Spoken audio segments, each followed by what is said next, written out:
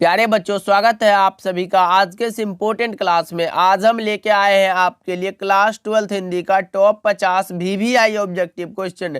ये 50 ऑब्जेक्टिव आपके board exam के लिए बहुत ही ज़्यादा इम्पोर्टेंट है। तो प्यारे बच्चों, आज के क्लास को आप सभी ध्यान से देखिएगा और आज के क्लास में मैं जितना ऑब्जेक्टिव बताऊंगा उसको आप अच्छे से याद कर लीजिएगा। ओके, चलिए क्लास को स्टार्ट करते हैं और आप सब भी हमारे साथ चैट सेक्शन में आंसर लगाते चलिएगा। देखिए, पहला नंबर सवाल आपके सामने है, लगाओ सही जवाब। क्या होगा? शेखर एक जीवनी किस विधा की कृति है? अब आपसे पूछा जा रहा है कि शेखर एक जीवनी जो रचना है वो किस विधा की रचना है? निबंध है, आलोचना है, उपन्यास है या फिर जीवनी है? तो आपको भी पता होगा कि यह अज्ञे के द्वारा रचित एक प्रकार का उपन्यास है, इसीलिए ऑप्शन नंबर सी क्या हो जाएगा? तो सही जवाब हो जाएगा। याद रखना आप सभी कि यह सच्चिदानंद हीरानंद वात्स्यायन अज्ञे की रचना है। ओके, चलिए देखिए, दूसरा नंबर सवाल आपके सामने है, लगाते चलो सही सही आंसर। और आज मेरा तबियत थोड़ा डाउन है तो आप मैनेज कर लेंगे। देखिए, दूसरा नंबर सवाल क्या कह रहा है, अज्ञे को ज्ञानपीठ पुरस्कार किस रचना पर प्राप्त हुआ था? सच्चिदानंद हीरानंद वात्स्यायन अज्ञे को ज्ञानपीठ पुरस्कार किस रचना पर प्राप्त हुआ था? तो यह हुआ था कितनी नावों में कितनी बार रचना पर,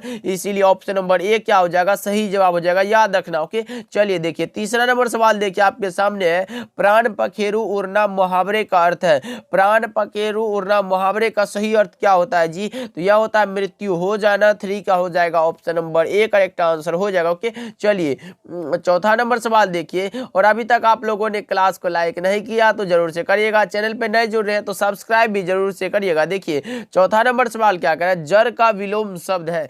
जर का विलोम यानी कि उल्टा शब्द पूछा जा रहा है आपसे से, तो 4 का ऑप्शन नंबर सी लगा लो, चेतन हो जाएगा, क्योंकि जर का विलोम होता है चेतन। ओके, चलिए पांचवा नंबर सवाल देखिए, लंबोदर में कौन सा समास है? लंबोदर भाई लंबा है जिसका उदर, ये भगवान के नाम पर आ रहा है, इसलिए आप लगा सकते हो बहुव्रीहि। Option number C correct answer हो जाएगा। कौन सा भगवान भाई? गणपति बप्पा। ओके, चलिए 6 नंबर सवाल देखिए, ज्ञानेंद्रपति का जन्म कहाँ हुआ था? ज्ञानेंद्रपति का जन्म कहाँ हुआ था? तो पथरगामा गोड्डा झारखंड में, मैं कितना बार बता भी चुका हूँ। Option number C right answer हो जाएगा। 7 नंबर सवाल देखिए आपके सामने आ चुका है, ज्ञानेंद्रपति ने कौन सी कविता लिखी है? अब बताओ जी, निम्नलिखित में कौन सी कविता है जो ज्ञानेंद्रपति की रचना है? अशोक वाजपेयी की रचना है, हार जीत गांव का घर, ये ज्ञानेंद्रपति की रचना है। Option number B correct answer हो जाएगा। उषा शमशेर बहादुर सिंह की रचना, पुत्र वियोग जो है ये सुभद्रा कुमारी चौहान की रचना है, भाई याद रखना। ओके, चलिए 8 नंबर सवाल देखते हैं आपके सामने आ चुका है, कौन सा रचना जो है भगत सिंह का लिखा हुआ नहीं है? निम्नलिखित में कौन सा रचना है जो भगत सिंह का लिखा हुआ नहीं है? तो यह हो जाएगा कौन सा भाई? तो आप लगा लो परिवेश जो रचना, ये इसकी नहीं है। बम का दर्शन, युवक और विद्यार्थी और राजनीति, इसी की रचना, याद रखना। ओके, चलिए 9 नंबर सवाल देखिए आपके सामने आ चुका है, लगाओ सही जवाब। क्या होगा? सन 1926 में भगत सिंह ने किस दल का संगठन किया था? भाई सन 1926 में भगत सिंह ने जो है नौजवान भारत सभा का गठन किया था। ऑप्शन बी सही जवाब हो जाएगा। 9 का लगा लो आपसे भी। 10 नंबर सवाल देखिए, चंपारण में बाढ़ आने का मुख्य कारण क्या है? चंपारण में भाई बाढ़ आने का जो मुख्य कारण होता है वो होता है जंगलों का काटना। Option number A correct answer हो जाएगा। भाई लगा लो आपसे भी, क्योंकि सारे के सारे इंपॉर्टेंट क्वेश्चन है। तबियत खराब पर भी मैं आपको करा रहा हूँ, आप समझ सकते हो ये कितना इंपॉर्टेंट है। ओके, चलिए 11 नंबर सवाल देखिए आपके सामने है, क्या कह रहा है, बोलते क्षण किस साहित्यिक विधा की रचना है? बोलते क्षण भाई किस साहित्यिक यानी कि कौन सी विधा है?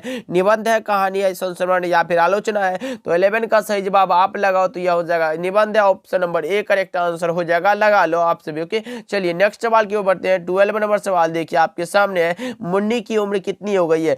ये है सिपाही की मां चैप्टर से ली गई है, लगाओ सही जवाब। क्या होगा? तो मुन्नी की वर्ष जो है वो 14 वर्ष हो गई है। Option number C right answer हो जाएगा।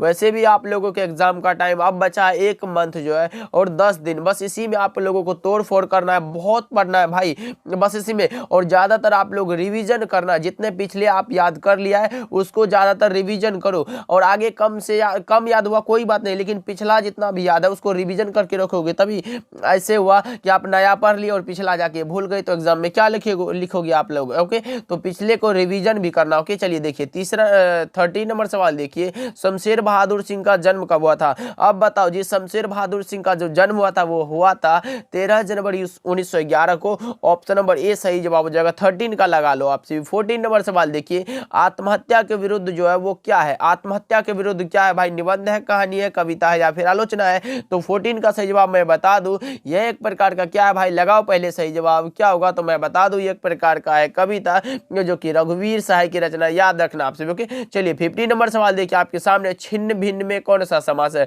निम्नलिखित में छिन्न भिन्न में जो समास है वो कौन सा है भाई? तो आप लोग पता होगा 20 में जैसा आ गया द्वंद्व समास। Option number C correct answer हो जाएगा। 16 नंबर सवाल देखिए, आचार्य रामचंद्र शुक्ल के काव्य सिद्धांत का आदर्श काव्य कौन सा था? तो प्रबंध काव्य। कौन सा? प्रबंध काव्य। Option number A correct answer हो जाएगा 16 का। ओके, चलिए 17 नंबर सवाल देखिए, सूर सागर में रचे गए पदों की कुल संख्या कितनी है? अब लगाओ जी, सूर सागर के पदों में रचे गए कुल संख्या है वो है भाई 1.25 लाख के आसपास। Option number C right answer हो जाएगा। 18 नंबर सवाल देखते हैं क्या कह रहा है, कविता के नए प्रतिमान कब प्रकाशित हुआ था? भाई मैंने कितना बार बता चुका कि कविता के नए प्रतिमान नामवर सिंह की रचना है, जो कि 1968 में प्रकाशित हुई थी। कविता के नए प्रतिमान पर नामवर सिंह को साहित्य अकादमी का पुरस्कार दिया गया था 1971 ईस्वी में। इसको भी याद रखना। देखो एक क्वेश्चन से कितने क्वेश्चन क्रिएट होते हैं। देखो पहले मैंने क्या बताया कि कविता के नए प्रतिमान के लेखक है नामवर सिंह, एक क्वेश्चन हुआ। कविता के नए प्रतिमान पर नामवर सिंह को साहित्य अकादमी का पुरस्कार दिया गया था, 2 हुआ। कविता के नए प्रतिमान पर साहित्य अकादमी का पुरस्कार दिया गया था नामवर सिंह को 1971 ईस्वी में, 3 हुआ। और कविता के नए प्रतिमान जो प्रकाशित हुआ था वो होता 1968 में, इसलिए ऑप्शन नंबर बी का क्या हो जाएगा, तो सही जवाब हो जाएगा। देखो कितने क्वेश्चन बनते हैं। ओके, चलिए 19 नंबर सवाल देखिए आपके सामने है, तासीर का अर्थ है। तासीर का भाई अर्थ क्या होता है? प्रभाव, असर, ये दोनों होता है। Option number C right answer हो जाएगा। लगा लो आप सभी। 20 नंबर सवाल देखिए, प्रसंग का विशेषण क्या होगा? प्रासंगिक होता है। प्रसंग का विशेषण पूछा जा रहा है तो प्रासंगिक। लगा लो ऑप्शन नंबर बी क्या हो जाएगा, तो सही जवाब हो जाएगा। चलिए 21 नंबर सवाल के ऊपर बढ़ते हैं। देखिए क्या कह रहा है, मुंशी जी कौन थे? ये जो लिया गया, ये जूठन चैप्टर का जो है क्वेश्चन आ चुका है, जिसके लेखक का नाम है जूठन के चैप्टर है ओम प्रकाश वाल्मीकि जी, और जो है ये है मुंशी जी के पिताजी कहते हैं लेखक को। ऑप्शन नंबर बी क्या हो जाएगा, सही जवाब हो जाएगा। चलिए 22 नंबर सवाल देखिए, नामवर सिंह के गुरु का क्या नाम था? नामवर सिंह भाई, नामवर सिंह के गुरु का नाम था कौन सा? Hazari Prasad Dwivedi. Option number C right answer हो जाएगा। 23 नंबर सवाल देखिए, कलीराम हेडमास्टर ने गाली देकर किसको धमकाया था? तो लेखक के पिताजी को। तो लेखक के पिताजी कौन थे भाई? लगाओ सही जवाब क्या होगा, छोटन लाल थे। Option number B right answer हो जाएगा। 24 नंबर सवाल देखिए, वजूद शब्द का अर्थ क्या होता है? वजूद मतलब होता है अस्तित्व। कौन सा? वजूद का अर्थ होता है अस्तित्व। ऑप्शन नंबर ए क्या हो जाएगा, सही जवाब हो जाएगा। ओके, चलिए 25 नंबर सवाल देखिए, यथासंभव में कौन सा समास है? यथासंभव में भाई, यथा से शुरू हुआ, आप अब यही भाव समास लगा लो। Option number A correct answer हो जाएगा। 26 नंबर सवाल देखिए, डॉक्टर पंत ने उदय प्रकाश को कितने रुपये दिए थे? डॉक्टर पंत ने लेखक को दिए थे 300 रुपये। ऑप्शन नंबर ए सही जवाब हो जाएगा जी। लगा लो, ये क्वेश्चन 30 चैप्टर से लिया गया। देखिए क्या कह रहा है, नाभादास किस काल के कवि थे? नाभादास जी भाई, दास वाले जितने भी आते हैं वो भक्ति काल में आते हैं। ऑप्शन नंबर ए सही जवाब हो जाएगा। ओके, चलिए 28 नंबर सवाल देखिए, कामायनी महाकाव्य की नायिका कौन है? कामायनी भाई तुमुल कोलाहल कलह में चैप्टर से लिया गया है, और यह श्रद्धा है। Option number A correct answer हो जाएगा। कामायनी जयशंकर प्रसाद के द्वारा रचित एक प्रकार का महाकाव्य है, याद रखना। चलिए 29 नंबर सवाल देखिए, बिखरे मोती कहानी संग्रह किसकी रचना है? बिखरे मोती जो रचना है यह है सुभद्रा कुमारी चौहान की रचना, जिसके लिए कृति का नाम है पुत्र वियोग। ऑप्शन नंबर बी लगा लो, राइट आंसर हो जाएगा। 30 नंबर सवाल देखिए, सीढ़ियों पर क्या है? तो धूप में शीर्षक निबंध किसके द्वारा लिखा गया है? 30 का सही जवाब बताओ आप सभी। तो यह रचना है रघुवीर सहाय की। Option number D correct answer हो जाएगा। सीढ़ियों पर धूप में शीर्षक निबंध के निबंधकार का नाम है रघुवीर सहाय। ओके, चलिए 31 नंबर सवाल है, अशोक वाजपेयी को साहित्य अकादमी का पुरस्कार कब दिया गया था? अब लगाओ सही जवाब क्या होगा, अशोक वाजपेयी को साहित्य अकादमी का पुरस्कार कब दिया गया था? यह दिया गया था कब भाई? तो दिया गया था 1994 ईस्वी में। ऑप्शन नंबर सी क्या हो जाएगा, सही जवाब हो जाएगा। और किस रचना पर दिया गया था ये तो आप लोगों को पता नहीं होगा, तो मैं बता दे रहा हूँ। अशोक वाजपेयी को कहीं नहीं वही रचना पर जो है 1994 ईस्वी में साहित्य अकादमी का पुरस्कार दिया गया था, याद रखना आप सभी। ओके, चलिए 32 नंबर सवाल देखिए, अशोक वाजपेयी ने किस विश्वविद्यालय से बीए किया था भाई? सागर विश्वविद्यालय से। कौन सा? ऑप्शन नंबर ए राइट आंसर हो जाएगा। 33 नंबर सवाल देखिए, हारजीत नामक कविता किस कविता संग्रह से ली गई है? हारजीत जो कविता है, जो अशोक वाजपेयी की रचना, वो किस कविता संग्रह से ली गई है भाई? तो ये कहीं नहीं वहीं से ली गई है। Option number A correct answer हो जाएगा। अभी तो मैंने बताया कि अशोक वाजपेयी को कहीं नहीं वही रचना पर साहित्य अकादमी का पुरस्कार भी दिया गया था। ओके, चलिए 34 नंबर सवाल देखिए, विनोद कुमार शुक्ल को रघुवीर सहाय स्मृति पुरस्कार कब दिया गया था? विनोद कुमार शुक्ल को भाई 34 का सही जवाब लगाओ तो यह दिया गया था 1992 ईस्वी में। ऑप्शन ए क्या हो जाएगा सही जवाब। ओके, चलिए 35 नंबर सवाल देखिए, कुआं शब्द की प्रकृति क्या है? कुआं भाई कौन सा होगा? तत्सम होगा, तद्भव होगा, विदेशज होगा या फिर देशज होगा? तो 35 का ऑप्शन नंबर बी लगा लो, तद्भव हो जाएगा। Option number B right answer हो जाएगा। 36 नंबर सवाल देखिए, नौकर की कमीज क्या है?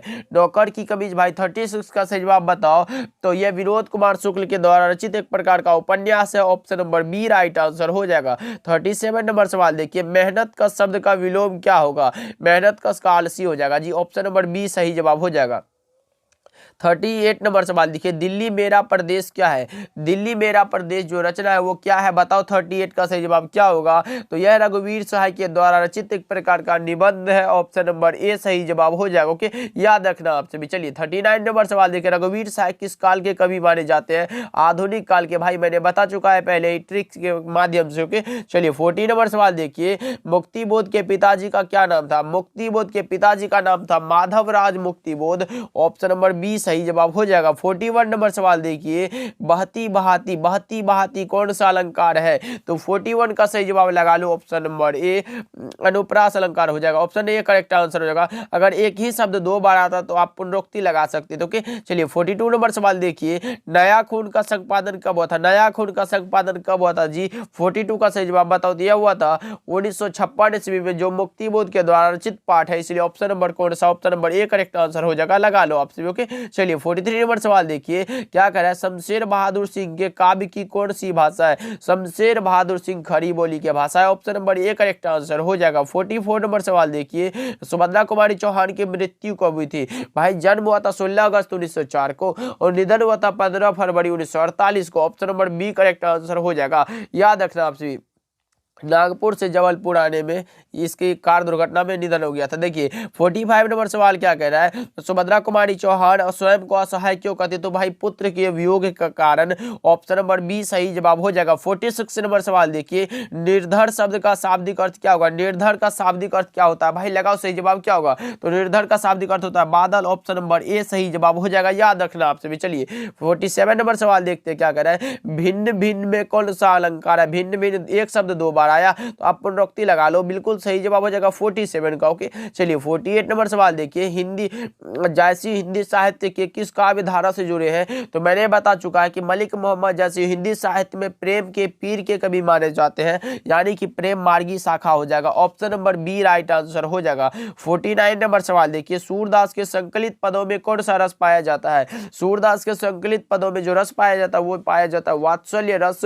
Option number B right answer हो जाएगा, भाई याद रखना। ओके, चलिए 50 नंबर सवाल देखिए और आज का क्लास का लास्ट सवाल है, लगाओ सही जवाब क्या होगा? तमचुर का अर्थ है, तमचुर का अर्थ क्या होता है भाई? मुर्गा, चिड़िया, गाय या फिर कोलाहल। तो तमचुर का अर्थ होता है मुर्गा। ऑप्शन नंबर ए सही जवाब हो जाएगा। अब आप कमेंट करके बताओ कि इस 50 ऑब्जेक्टिव में आप कितना सही कर पाए और आज का क्लास कैसा लगा, ये कमेंट करके बताना। क्योंकि भाई आज थोड़ा तबीयत डाउन था, इसलिए मुझे पता है कि आज का क्लास आप सभी को अच्छा नहीं लगा होगा। मेरा दायित्व है कि आपको क्लास देना डेली, चाहे तबीयत खराब हो वो मैं जानूंगा, बस आप लोग को डेली क्लासेस देना ये मैं जानता हूँ। ओके, बस आप मेहनत करते रहो, एग्जाम का बहुत ही कम समय बचा है, बस मस्ती से पढ़ाई करो, नो टेंशन की बात नहीं। ओके, मिलते हैं अगले क्लास में।